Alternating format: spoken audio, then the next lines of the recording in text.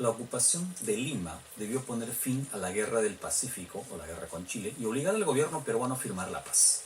Sin embargo, una serie de eventos no lo permitieron. La fuga vergonzosa del presidente Nicolás de Piérola, el ascenso de Francisco García Calderón y su honrosa pero infructuosa defensa territorial. Además, la persistencia de los grupos guerrilleros, los Breñeros y Cáceres, frenaron el ímpetu chileno y prolongaron su estadía hasta 1884. En este video hablaré sobre el gobierno de la Magdalena, la campaña de la Breña, el final de la guerra y el Tratado de Ancón. Acompáñame.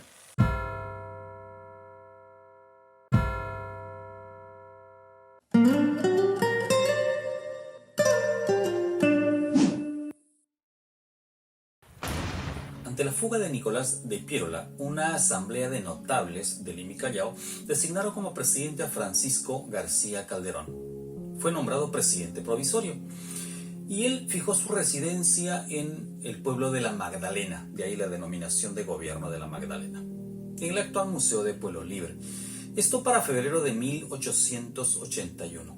García Calderón se negó a firmar un tratado de paz bajo las condiciones chilenas de cesión territorial. Y es que hasta ese momento habíamos perdido Tarapacá, habíamos perdido Arica, Tacna, Moquegua y parte de Arequipa. Y es lo que estaba ocupando completamente Chile. Esto hizo que García Calderón sea mantenido en cautiverio y finalmente apresado y enviado a Chile en noviembre de 1881. Adelantándose a esto, García Calderón nombró como vicepresidente a Lizardo Montero, quien asumió la presidencia del Perú en cuanto fue sacado Francisco García Calderón. En este interín, el ejército invasor impulsó un pago mensual de 1 millón de pesos entregado al ejército invasor por una lista de contribuyentes que ellos habían elaborado, y si no se pagaba esto para mantener a su ejército, se iban a destruir las propiedades de estas familias acomodadas de Lima. Hasta este momento, además, los grupos diplomáticos habían presentado una serie de acciones que dejaban ciertas sospechas sobre sus intenciones para ganar la paz en este conflicto. Uno de ellos es Estados Unidos, quien inclusive llega a negociar con García Calderón, cuando esto estuvo acá, para que se le entregue Chimbote y pueda establecer una base militar norteamericana, y a la larga esta se pueda convertir en un territorio propiamente norteamericano. Al gobierno chileno se le acusa, por ejemplo, sobre la muerte del presidente Garfield, que en ese momento tenía alguna intención por apoyar al gobierno peruano. Andrés Avelino Cáceres Dorregaray estuvo hasta la batalla de Miraflores, donde cayó herido y fue rescatado por sus seguidores. Para 1882 él se había establecido en Chosica, pero el tifus hizo que se traslade hacia Junín y allí empezó su fama. Fue conocido como el Taita Cáceres, el Titán de los Andes, el Brujo de los Andes, y organizó a los montoneros o breñeros civiles que, sin uniformes, sin armas, sin alimentos ni apoyo del gobierno, guerrilleros, tuvieron en vilo al ejército chileno por mucho tiempo. Esto gracias a la valerosa intervención de los campesinos y sus esposas, las mal llamadas, las estigmatizadas rabonas. Sí, 100 batallas tuvieron, las 100 batallas las ganaron en estos 3 años de severas y dolorosas derrotas causadas al ejército chileno, porque aquí Cáceres y los montoneros van a ganar. No había forma militar de vencer al Brujo de los Andes, y es que solo conocía de victorias frente a las tropas chilenas. El triunfo de Cáceres provocó una oleada de entusiasmo en todo el país y mucha gente le pidió que incursionara sobre la capital, prometiéndole un levantamiento popular. En estas condiciones, Cáceres solicitó el apoyo de Lizardo Montero, quien se hallaba en Arequipa, pidiéndole reiteradamente el envío de armas. Con 2000 fusiles, le decía Cáceres, y el armamento que tenemos acá podríamos armar un ejército de 5 a 6000 hombres, y tengo además a mi disposición en este momento una fuerza guerrillera de 10.000 a 12.000 hombres. Con estas fuerzas y con el levantamiento de Lima, te garantizo que te devuelvo Lima, le decía Cáceres a Lizardo Montero. Pero como señala Nelson Manrique, Montero no le envió un solo fusil porque tenía miedo a que Cáceres pueda consolidarse en la presidencia del Perú. La guerra continuó su curso y se presentaron momentos muy dolorosos, muy fuertes, eventos dentro de esta guerra con Chile. Una de estas fue el repase, que constituye una flagrante violación a la Convención de Ginebra de 1864.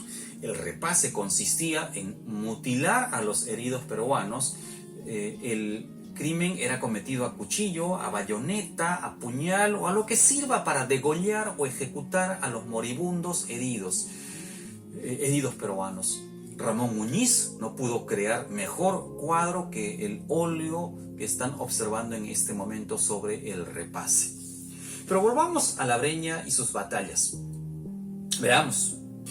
La batalla de Sangrar del 26 de junio de 1881, victoria patriota. La batalla de Pucará del 5 de febrero de 1882, victoria de los montoneros. La batalla de Chupaca del 9 de abril de 1882, victoria de los montoneros. La batalla de Marcavalle del 9 de julio y al día siguiente, la segunda parte de esta batalla, victoria de los patriotas. La batalla de Concepción del 9 de julio de 1882, victoria de los patriotas.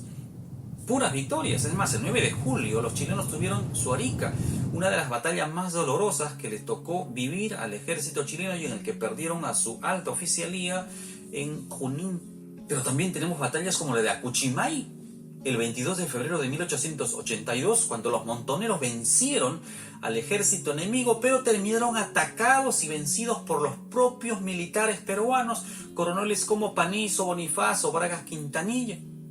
Batallas como estas generan vergüenza, pero es parte de la guerra. Las traiciones no se hicieron esperar en este conflicto. El 31 de agosto de 1882, desde la hacienda de Montán, en Cajamarca, don Miguel Iglesias lanzó un manifiesto en el que desconocía a Lizardo Montero y pedía la paz. Este manifiesto de Montán señala, entre otras cosas, el por qué debemos rendirnos. Y aquí leo un fragmento de don Miguel Iglesias. Nunca un funcionario público se ha visto colocado en situación tan amarga, difícil y decisiva como la que arrostro en estos instantes. Apenas bastan los alientos de mi patriotismo para mantener en ella la mano inflexible de la desventura que durante 3 años y medio han venido pesando sobre el Perú, parece hoy únicamente suspendida sobre mi corazón. No me engaño, no puedo engañarme en cuanto a la bondad y oportuna práctica del paso que la necesidad me inspira. Siempre he creído que no es el Perú la nación vencida, humillada, escarnecida y vejada por las huestes de Chile insaciable. El Perú no ha combatido. La guerra, la debilidad y el vencimiento han sido provocados por las pasiones, las miserias y los crímenes de una parte no más de sus degenerados hijos.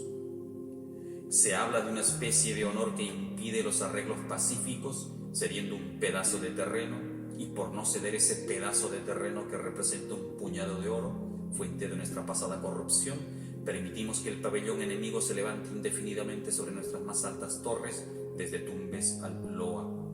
Que se saqueen e incendien nuestros hogares, que se profanen nuestros templos, que se insulten nuestras madres, esposas e hijas. Por mantener ese falso honor, el látigo chileno alcanza a nuestros hermanos inermes. Por ese falso honor, viudas y huérfanos de los que cayeron en el campo de batalla, hoy desamparados y a merced del enemigo, le extienden la mano en demanda de un mendrugo. Es un manifiesto muy fuerte, es un manifiesto muy contundente, doloroso, pero fue utilizado por los chilenos. El 25 de diciembre de ese año 1882, una asamblea legislativa formada por los parientes de Miguel Iglesias, por sus partidarios y con el apoyo del ejército chileno, sirvió para nombrar como presidente regenerador del Perú a don Miguel Iglesias. La paz estaba cerca, pero ¿a qué costo? El 10 de julio de 1883, se trabó una batalla sangrienta llamada de Huamachuco. El coraje de los breñeros logró dispersar a los chilenos, pero las pocas municiones, el fragor mismo de la batalla, el desgaste de los guerrilleros y además el apoyo de los seguidores de Iglesias y la información secreta que había recibido el alto mando chileno de manos del mismísimo Iglesias, es decir, la traición de los propios peruanos, convirtieron a la batalla de Huamachuco en una desventurada derrota, en la que también se aplicó el repase, se declaró además a Cáceres y a los guerrilleros fuera de ley. Fue humillante. Y en la miseria de esa batalla surgió el honor de don Leoncio Prado, que fue capturado ese mismo 10 de julio de 1883 y terminaría fusilado días después. Leoncio Prado, en la prisión, le escribió una carta a su padre, el que fugó del país, Mariano Ignacio Prado. Huamachuco, 15 de julio de 1883.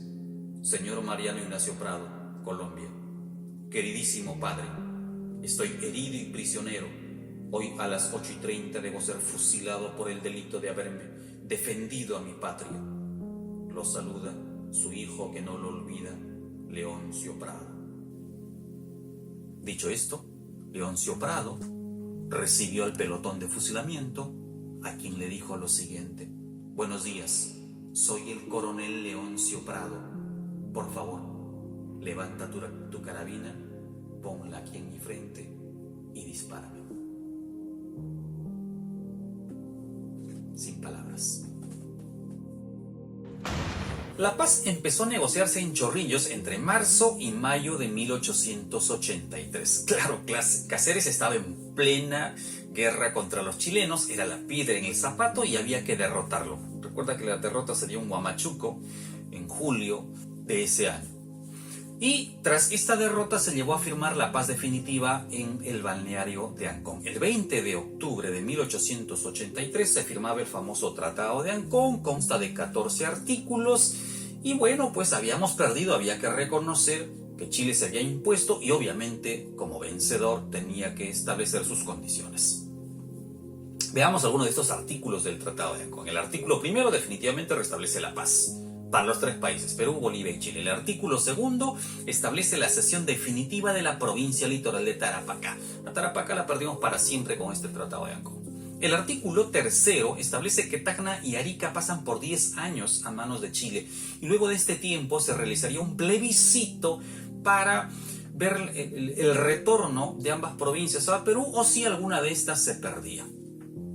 Es más, este artículo tercero señala que el ganador del plebiscito le pagaba 10 millones de pesos al país afectado. El plebiscito nunca se dio, pero eso lo veremos en otro video. El artículo cuarto señala que Chile venderá 1 millón de toneladas de guano para cobrarse los gastos de guerra propios pues, de este conflicto. Y seguirá vendiendo el guano y le dará al Estado peruano el 50% de las utilidades que perciba luego de haber vendido este 1 millón de toneladas de guano. Repito, había ganado y había que aceptar. Imagínese usted cómo serían las condiciones cuando empezaron a negociarse las primeras tentativas de paz, allá por 1881-82. Dicen que este tratado fue consensuado por ambas partes y por las delegaciones extranjeras. El artículo quinto señala que si se descubría más guano o alguna otra riqueza que no haya contemplado este tratado, el Perú no podía venderla, tenía que entrar en tratativas, en negociación con el gobierno chileno para establecer el precio y la venta del mismo. En fin, no vamos a revisar más artículos de este tratado. Fue humillante, fue vergonzoso.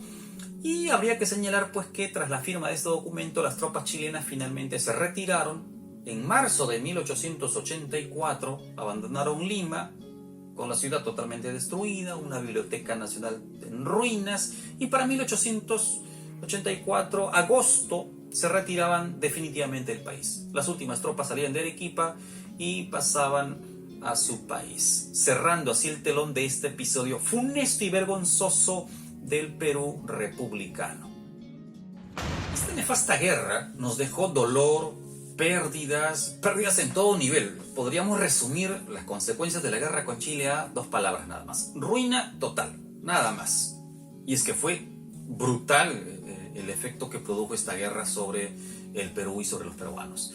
En datos, a ver, perdimos 191.000 kilómetros cuadrados de territorio, los perdimos de manera definitiva. Se generó una inestabilidad política que ya se venía agudizando desde años antes de la guerra, pero que esta detonó en una guerra civil entre caceristas y seguidores de Iglesias. Se retornó al militarismo, se produjo una severa pérdida económica por la destrucción de nuestros principales medios de producción.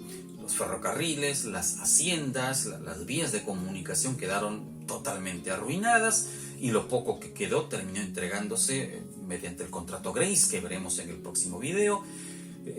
Se agudizó el antichilenismo por considerarlo responsable de esta derrota, y es que no se procuró analizar, salvo una que otra mente brillante por allá, a fines de este siglo XIX, no se analizó con meridiana claridad quiénes fueron los responsables que nos llevaron a esta guerra. Y entonces el antichilenismo se agudizó. Murieron 14.000 personas entre civiles y militares. Se calculan en unos 6.000 desaparecidos, es decir, 20.000 víctimas en todo este periodo de guerra. Algunos de estos efectos además se han prolongado hasta nuestros días. Las pérdidas culturales son incalculables. El reloj de Pedro Ruiz Gallo, un reloj espectacular que estaba en el Museo de la Exposición, se perdió. Los libros de la Biblioteca Nacional se perdieron. Los trabajos que habían en la Escuela de Ingenieros se perdieron. Bueno, nos tocó vivir este pasado terrible, este pasado nefasto de la guerra con Chile. Y aquí estamos cerrando esta entrega de 3 capítulos para tratar el tema. Recuerda, entender nuestro pasado madura la conciencia de nuestra libertad, o al contrario, afirma nuestra esclavitud. Hasta la próxima.